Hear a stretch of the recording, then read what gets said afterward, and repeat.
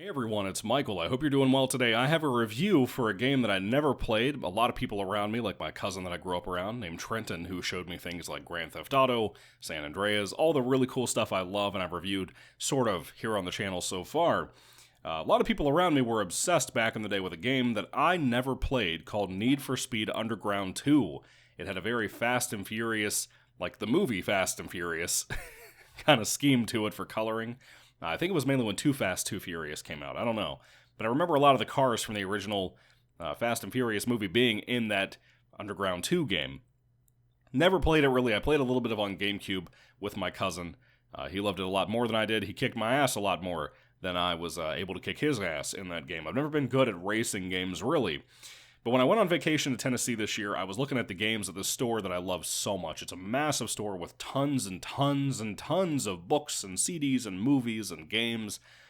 All kinds of old vintage shit. You could probably find an original NES in this place if you wanted to. You could probably find a fucking Coleco in here if you wanted to. There's so much stuff at that place. I love it deeply. And as I looked through the PlayStation 2 games, which are very neglected nowadays, I found for $5, actually $4.45, but $5 if you include the government's take on this bullshit, I got Need for Speed Underground, the original game, for PlayStation 2. And I came home, and this is one of the first games I started playing when I got back from vacation in Tennessee. And it took me about a week to beat it. I think there's roughly like 112 races. It kind of lies to you. I think it said it was like 108 or 105 or something. It ended up being like 111 races or something like that. It was a lot. And you really don't have what I'm used to with modern day gaming. Of course, this is PlayStation 2 very early on. Need for Speed had been around for a while, very popular by this time. This game really, I think, really instigated that too, along with Hot Pursuit 2. But Need for Speed just in general is popular. It still is to this day, and there's a reason for that too. I had never played this game before. I had seen so much about Underground 2, but this particular game, unlike Underground 2, you don't get to just like randomly drive around and go from race to race in a small town location. No, what you basically have to do for this game is you're on a menu, you pick out what race is available for you to race right now out of like 3 or 4 different types, like drag racing, regular street race, kind of a one-off where you don't have multiple laps, you just have a really long route. And I think there was an elimination one too, as well. There might be something else I'm forgetting. But those are the big highlights that I remember. There's like 4 or 5 different types you could do. And every once in a while, you'd get like a boss, right? Like you'd get like every 20 or 30 races, you'd get somebody who's a really big fucking asshole you'd have to try to race and beat. And they usually weren't as bad until you got to the second half of the races. Like when you did the first like 30 to 40 races, they weren't so bad. You had one that would catch you here and there. And that really kicked my ass when I hit to about race number 30 or 35, somewhere in there. But I'll tell you this, this game is for the most part very easy. You go to your menu on the main screen, that's where you pick up for starting every single race, and you race on a track. That is pretty much it.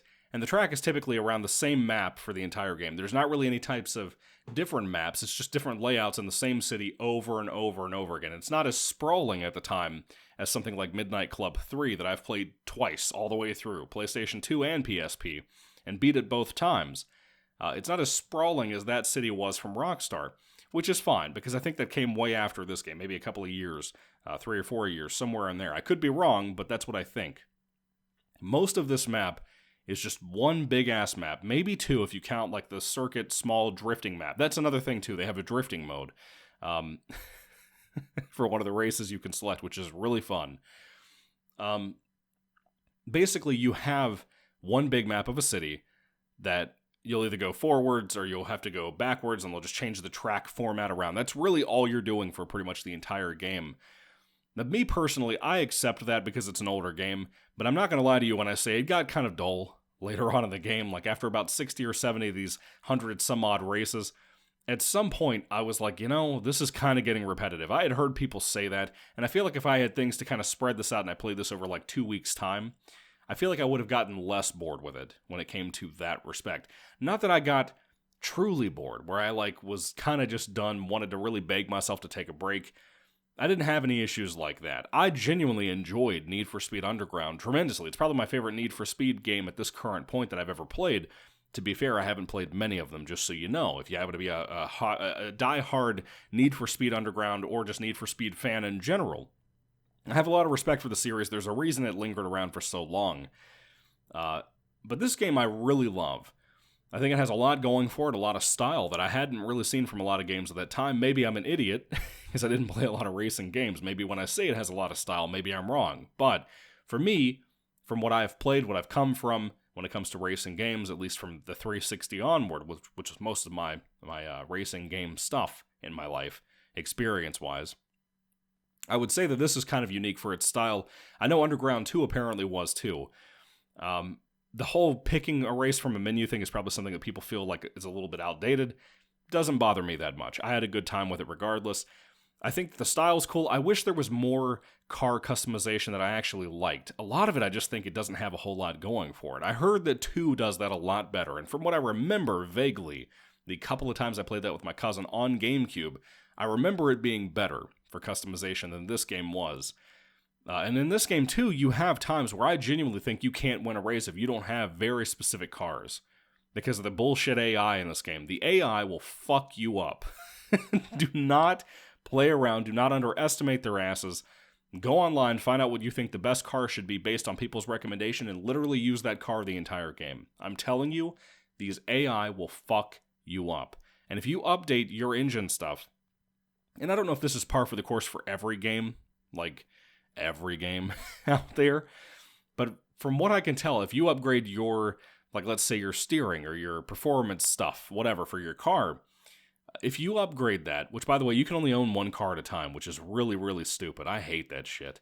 But it's old, it's outdated. They don't really do that anymore from what I understand in games, especially Need for Speed games, which is good.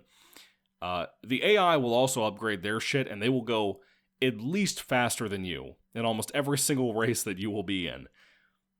To be somebody like myself who is not very good at racing games, it might be a little bit easier for you. I found a lot of the challenge for me was in the drag racing mode, when you have those where you're just pretty much going in a straight line. You can change lanes and stuff. There's like you and like 4 or 5 other cars have to go in a straight line, basically. You might get hit by a train, you might get hit by oncoming traffic. Sometimes, very rarely though, sometimes you will have a situation where the traffic will change. Like the directions, the way people get on the road, coming in from like, entrances and stuff from the interstate, that kind of shit is so difficult. I specifically remember around the 30 races area, somewhere in there, the first few of the 30 sections of the races. I remember getting my ass completely beat up in drag racing, and from that point on, I hated it. Like I said, drifting is very easy, but the drag racing stuff, you also have to change gears manually. And I heard this is an Underground 2. I'm kind of reluctant to pick that game up right now because of this shit. The manual gear switches are such bullshit. I don't know if there's a delay on PS2 or if I just don't completely understand what's happening. You have to wait for like the little light on your speedometer that takes up most of your screen to hit green, and when you see it go green, it's there. I'm not kidding. If there's such a thing as an eighth of a second, which there is, that's what it's there for, and then it changed on me. If I'm using nitrous to try to pump my system up on my engine and whatever to try to really speed past people, the gears are supposed to change even faster, and it doesn't really keep up with you and how the engine's noises that you're supposed to listen to be able to do this right. It doesn't, like, correlate with that well, right? That shit sucks. I genuinely don't like the drift mode. Maybe it's better in Underground 2, I don't know, like I said. But I heard it's just as bad as it is here. It's kind of easy most of the time, maybe 70% of the time, but dude, that one amount, that 30% of times where that fucking drag mode, doesn't want to work, be prepared. You're going to rage. If you don't rage at least once while playing Need for Speed Underground 1, I don't know what to tell you. You're some kind of masterclass of some sort, or some kind of alien, I don't know. But let's talk about some of the other stuff. Like I said, the drift stuff is very simple, very easy to understand. That one is not so difficult. That one's pretty cool. I actually really like that. Probably my favorite racing mode, aside from basic races where you have laps, or the one where you have the one-off. The elimination matches are pretty fun until you get later in the game where they're really fucking hard, and you will beat most of the people in those later races. And then the final race, for whatever reason, the last person standing, which is usually the boss you'll have to beat soon, one-on-one, that guy will just become magical, and he will just fly past you.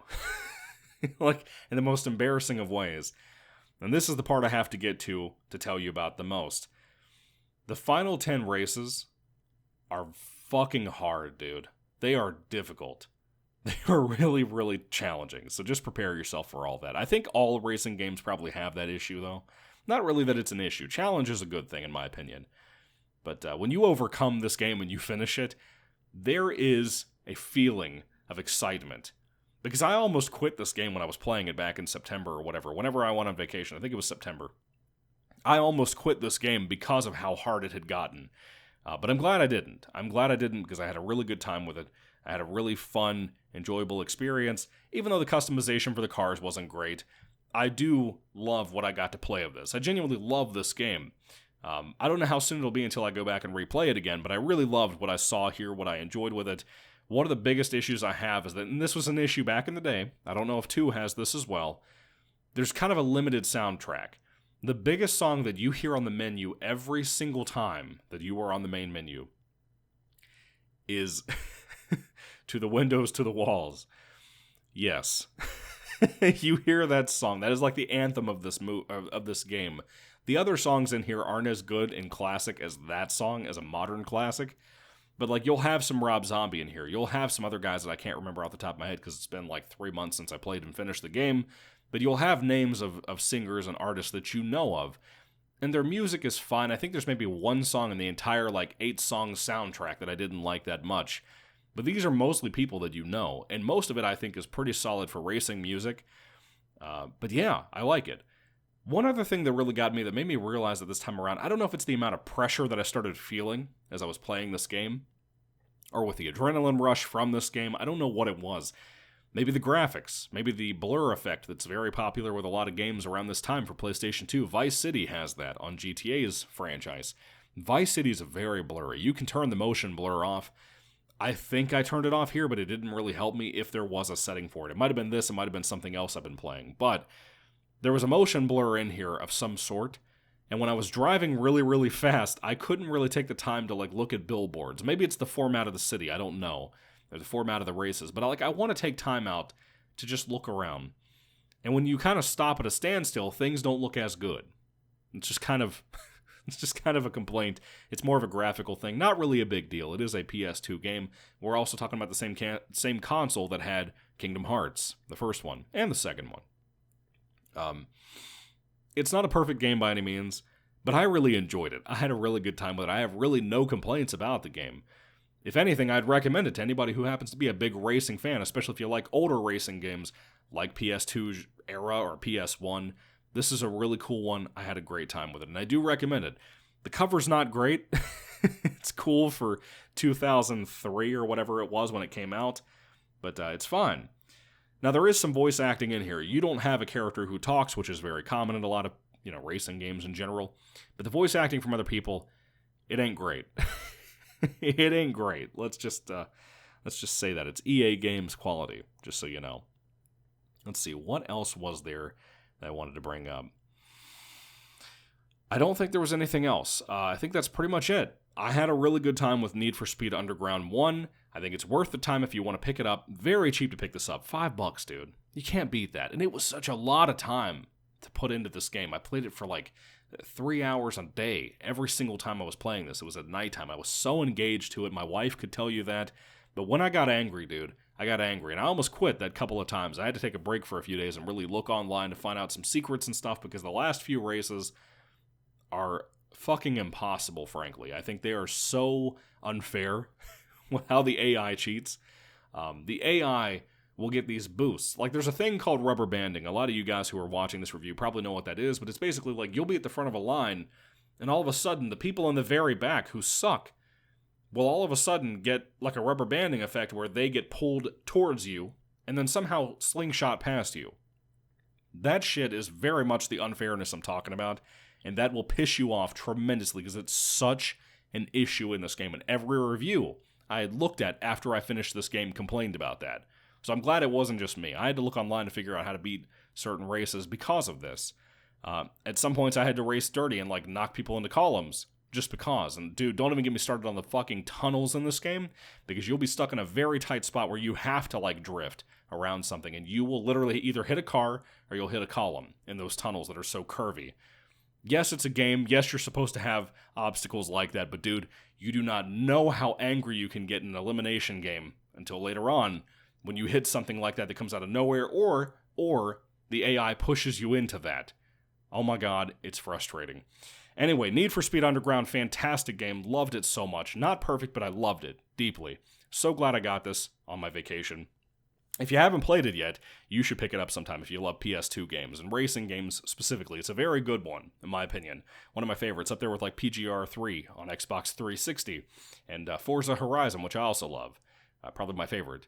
But anyway, have you played Need for Speed Underground? Do you love it? Do you hate it? Put your thoughts and comments down below, folks. I would love to hear what you all have to say about this fun, crazy game. Anyway, thank you for watching. Happy New Year. Hope you had a Merry Christmas. God bless you, and goodbye.